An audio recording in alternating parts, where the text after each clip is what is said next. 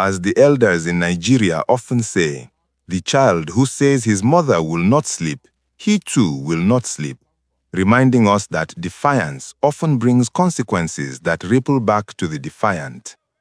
In Anambra State, this age-old wisdom seems to play out in a dramatic turn of events where Governor Professor Chukwuma Soludo has ordered the immediate shutdown of Onitsha Main Market, one of West Africa's largest commercial hubs, for a full week.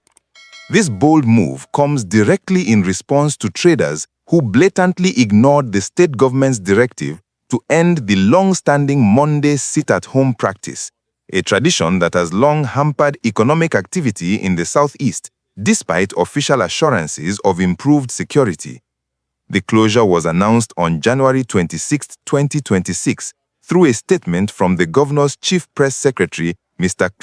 Aburime.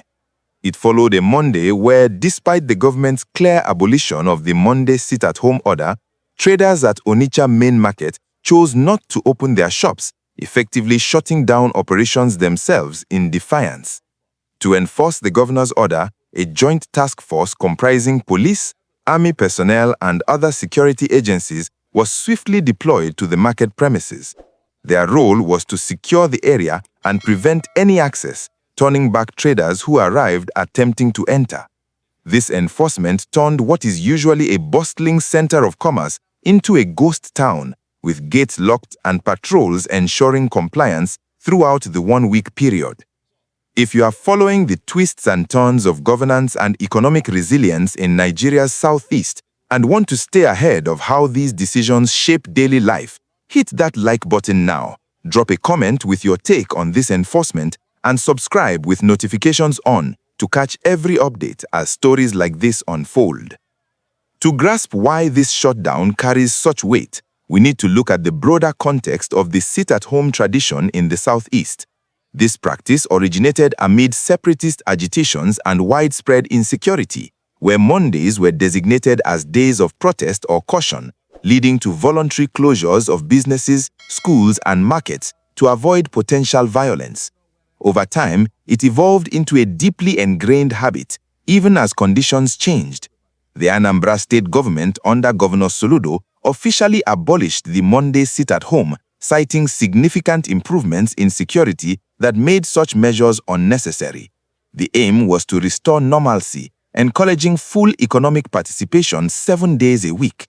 Onitsha Main Market, as a key economic engine not just for Anambra but for the region, became a focal point in this campaign.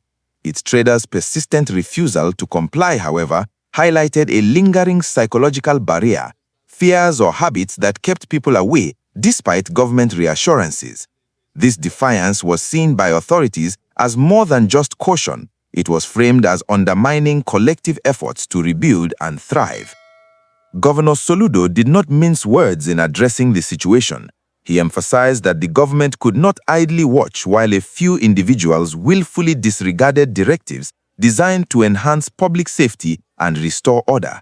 He described the traders' actions as plain economic sabotage, stressing the need for decisive intervention. In a stern warning, he outlined escalating consequences.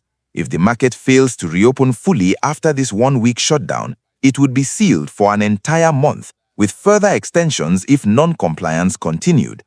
Soludo issued a clear ultimatum to the traders, stating they must choose to operate under the established rules or find business elsewhere, underscoring his seriousness about enforcing the policy. His chief press secretary, Mr. Aburime, elaborated that this closure was not merely an administrative penalty, but part of a comprehensive strategy to reclaim Mondays as productive business days, breaking down barriers and revitalizing the economic pulse of the state. The implications of this decision extend across political, social, and economic dimensions. Politically, it reinforces the Soludo administration's commitment to law and order, signaling that state directives on security and normalcy will be upheld without exception. This could strengthen governance in a region where separatist sentiments have historically challenged authority, potentially setting a precedent for other southeastern states facing similar issues. Socially, the shutdown disrupts the lives of thousands of traders, vendors, and their families who rely on the market for daily income, forcing a week-long pause that might exacerbate hardships in an already challenging environment. However, it also aims to foster a sense of collective responsibility, encouraging communities to move beyond fear-based practices toward trust in improved security measures. Economically, Onitsha Main Market's role as a major trading hub means the closure could lead to short-term losses in revenue, supply chain disruptions, and reduced commerce not just locally but across West Africa. On the flip side, successful enforcement might unlock fuller weekly operations, boosting overall productivity and attracting more investment by demonstrating stability. While specific reactions from the public or traders aren't widely detailed yet, the move has sparked discussions in affected circles. Some may view it as a necessary tough stance to end a practice that has cost the Southeast billions in lost economic opportunities over the years, appreciating the government's push for progress.